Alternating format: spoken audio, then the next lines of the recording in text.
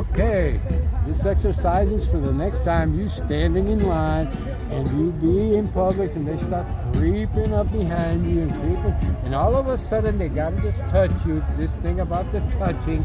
So all of a sudden this is assault and you have to assault them back because it's just the way it is. Don't touch if you don't want to get touched. So you just get your skin.